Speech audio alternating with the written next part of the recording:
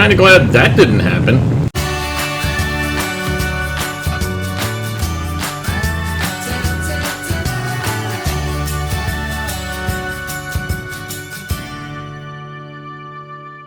In October of 1962, Orlando was just a quiet, medium-sized city. No Disney, no Universal, just a pleasant, sunny, southern town with an Air Force base covered with B-52s. But I don't want to start my story here. Instead, let's go to the desert area of California, to Edwards Air Force Base, home of the Air Force's Test Pilot School. It was a still, cool morning before sunrise as Air Force Major Richard S Heiser prepared for his long flight. Although his aircraft had been given an extended range when refueling capabilities were added, the biggest problem he faced was fatigue during his 7-hour flight. Oh yeah, and surface-to-air missiles. And truth be told, he was probably more worried about the SAMs. Recently, the decision had been made to replace the CIA pilots with military ones. You know, just in case. Because if there were any problems, it was easier to explain a military pilot than a civilian. Heiser was one of only 2 pilots checked out on the recently Air Force renumbered U2F. He climbed into his aircraft and after a brief check, headed to the runway. It would be the last he saw Edwards for a while. 7 hours after leaving California, Heiser touched down at McCoy Air Force Base, just outside of Orlando. As Heiser shut down his aircraft, ground crews removed the film pods from the Dragon Lady aircraft. This film was loaded into the cargo compartment of a courier aircraft and within a couple of hours was being evaluated at the National Photographic Interpretation Center in Washington, D.C. Heiser's mission had been an overflight of the island of Cuba. And the pictures Heiser took would shake the world. Within another couple of hours, the photo interpreters were ready to share their findings with the president. You see, after the failed invasion of the Bay of Pigs, the CIA moved their Cuba office to a facility in Miami, the largest CIA facility outside of Langley. It was called JM Wave, and it was one of the worst kept secrets in all of South Florida. Since the CIA no longer had any assets on the island, they were conducting hundreds of interviews of Cuban expats. Stories came in from their friends still in Cuba. Reports were received that convoys with large trailers were headed through small towns at night. They're having problems negotiating the small streets in the Cuban villages, requiring the moving of lights and mailboxes. But the CIA was unable to confirm these reports. The problem was summed up by Warren E. Frank, the former chief of the Foreign Intelligence at JM Wave. It was done in the middle of the night, and the U-2s didn't fly at the night. The day after the flight, the president was briefed, and he called a special meeting of his executive cabinet. What the U-2 pictures had showed were Soviet SS-4 medium-range ballistic missile sites, capable of hitting New York City, not to mention Washington, D.C. The Cuban Missile Crisis had begun, and Orlando would be right in the middle of it. Back at McCoy Air Force Base, the second U2F qualified pilot, Major Rudolf Anderson Jr., had arrived at McCoy the day before Heiser. Now he and Heiser would take turns making the daily overflights of Cuba. The U-2s from the 4080th Strategic Reconnaissance Wing usually flew out of Laughlin Air Force Base in Texas. Now, they'd fly out of McCoy. But because of prevailing crosswinds, a couple of U-2s were stationed over at the Orlando Executive Airport. Soon after the detection of the Soviet missiles in Cuba, SAC withdrew its forces from McCoy, as well as from MacDill and Homestead, as these bases became saturated with tactical forces. With the exception of aircraft already on alert, the command's aircraft left Florida by October 21st, and within a couple of days, even those alert aircraft were gone. McCoy needed more room for fighter aircraft and, well, Army troops. As the president discussed options with his cabinet, a naval blockade was placed on Cuba. In Orlando, the story fought for first-page coverage with the reopening of the newly enclosed Colonial Plaza shopping mall. By the way, spoiler alert, the shopping center was demalled in the mid-1990s. The residents of Orlando started to notice a large number of troop transports. Now, they knew that McCoy was a SAC bomber base, and you don't generally see a bunch of cargo planes at a SAC base. U.S. Army troops had begun to set up a tent city in the infield, and this mobilization of Army troops was probably one of the worst kept secrets. And maybe it wasn't supposed to be that secret. By now, Khrushchev was being sent a message. On October 24th, SAC went to DEFCON 2, placing all aircraft on alert.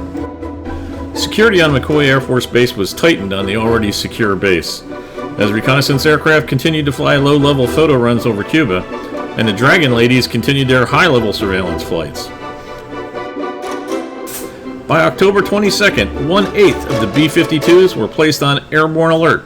They remained in this state until November 21st, when SAC returned to its normal airborne alert posture and went back to DEFCON 3. October 27th became a very dark day in the crisis. By now, there were several more U-2 pilots at McCoy, and Heiser's partner, Air Force Major Anderson, was due to fly a sortie today.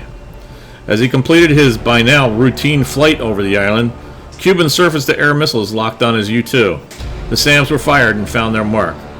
Anderson was killed when shrapnel from the exploding proximity warhead punctured his pressure suit, causing it to decompress at high altitude. Anderson was the only military casualty of the entire Cuban Missile Crisis.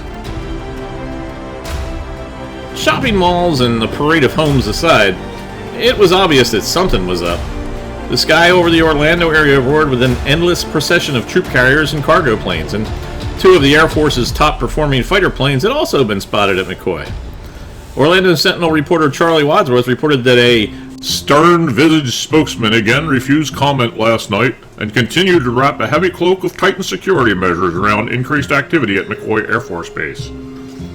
Lieutenant Colonel Robert Bud Grierson, a B-52 commander at McCoy in 1962, recalled later that waves of C-119 aircraft loaded with paratroopers had begun landing at McCoy on October 22nd, and he wondered what the heck was going on. McCoy was a strategic air command base, and he said, "And you don't see paratroopers at a SAC base." 8 days after the photos were taken, on October 22nd, President John F. Kennedy told the nation on live TV that the Soviets were installing nuclear missiles in Cuba that were capable of striking most U.S. cities. Kennedy also stated that any missile fired from Cuba would be considered an attack by the Soviet Union. It seemed that World War III was imminent. By the time the president informed the public 1 week after Major Heiser's flight, the U-2s had also discovered an SS-5 intermediate-range ballistic missile site and IL-28 bombers. More troops were moved into McCoy Air Force Base.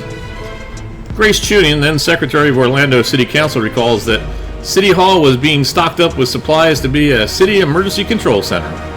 The mayor and city council were debating whether or not to declare a state of emergency, recalls Chuning, who went on to serve as Orlando city clerk for half a century.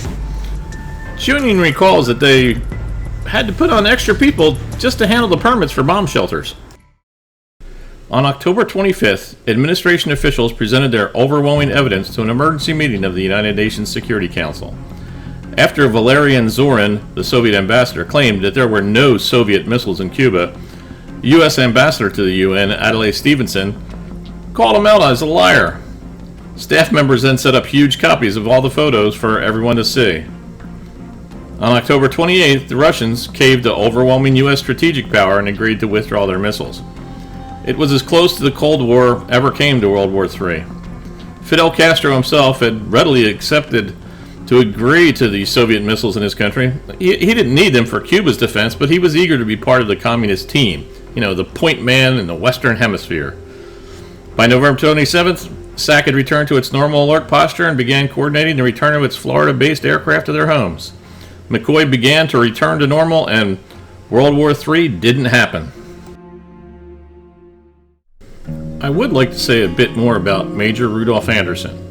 While the Soviets and the Americans did their back-and-forth dance, Castro, who had been steadily ignored by both the Russians and the Americans, was growing impatient. He had anti-aircraft guns of his own scattered all around the island, and he ordered the Cuban gunners to shoot down the American airplanes. The Soviet ambassador tried to persuade Castro to cancel his order, but he refused. That was the situation on the morning of October 27th when Anderson took off from McCoy Air Force Base in a U-2. He crossed the northern coastline of Cuba at 9:15 a.m., flew south over Guantanamo Bay, and then back northward. The SAM site at Baines on the northeastern coast picked him up at about 10 a.m. The Cuban gunners couldn't reach Anderson at that altitude, so the Soviet SAM crewmen at Baines decided they ought to help their allies. The overall Soviet commander, General Isa Pliev, couldn't be found at that critical moment, and the SAM battery fired 3 rockets, 2 of which hit Anderson's U-2 and knocked it out of the sky. There were mild reprimands from Moscow and orders not to shoot down any more U-2s. Khrushchev lied about it, of course. Castro gave an order to open fire, and the Cubans shot down an American U-2 reconnaissance plane, he said in his memoirs. XCOM had decided earlier that if a U-2 were shot down, the SAM site would be attacked and destroyed. Accordingly, the Air Force prepared an F-100 strike on Baines, but President Kennedy would not allow it. A week after the shootdown, the Cubans turned over Anderson's body to a United Nations representative. Kennedy personally ordered the Air Force to award posthumously to Anderson the Air Force Cross, the first ever presented. On October 27th, the same day Anderson was shot down, the Air Force put its first 10 Minuteman I missiles on alert at Malmstrom Air Force Base in Montana. It was another reminder to Khrushchev that he was years away from achieving strategic parity with the United States, and he knew it. We could see that we had to reorient our position swiftly, he said, in Khrushchev Remembers, claiming fear that Kennedy would not be able to control the warlike U.S. military leaders. He notified Kennedy, "We agree to remove our missiles and bombers on the condition that the President give us his assurance that there would be no invasion of Cuba." Photo reconnaissance on November 1st confirmed that the medium-range ballistic missile sites had been bulldozed. Ships had begun taking missiles and other equipment back to the Soviet Union on November 5th, and SAC went back to its normal alert posture on November 20th. And the naval quarantine ended. 1963 saw a memorial to Major Rudolf Anderson Jr. erected in Cleveland Park, in his hometown of Greenville, South Carolina. Since no surplus U-2 aircraft were available at the time, an F-86 Sabre like the ones he flew in Korea was used instead. The memorial was redesigned and rededicated on October 27, 2012, the 50th anniversary of Anderson's death. After the crisis, McCoy Air Force Base slowly returned to normal. It remained a SAC base and deployed units to Operation Arclight and the linebacker missions over Vietnam. With Walt Disney World's opening in 1971, the tourist flights increased to runways that Orlando Jetport shared with McCoy. And in April of 1973, following a ceasefire agreement with North Vietnam, the Secretary of Defense announced the closure of more than 40 bases as part of the post-Vietnam reduction in force. McCoy was one of those bases. By early 1975, McCoy Air Force Base was closed, and the property turned over to the Greater Orlando Aviation Authority, formerly the Orlando Jetport. Many of McCoy's buildings remain today. Some seem even more active than ever. In 1985, the B-52 Memorial Park at Orlando International Airport was dedicated. So now residents and travelers alike can see a little slice of Orlando and McCoy's history.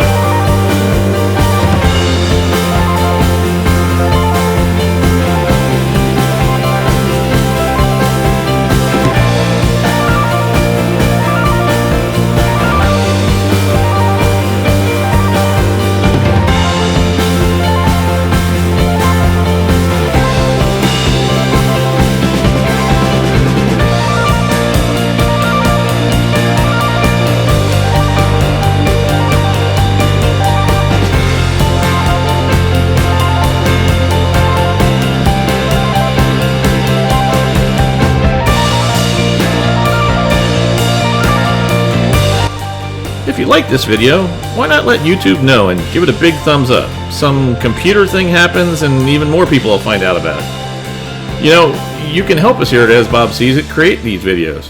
First, with your ideas for future videos in the comments section. And second, for as little as $1 a month, you can become a Patreon teammate. Every dollar helps in creating of these videos. Just head over to Patreon/As Bob Sees It and sign up. In the future, we will have Patreon exclusive content.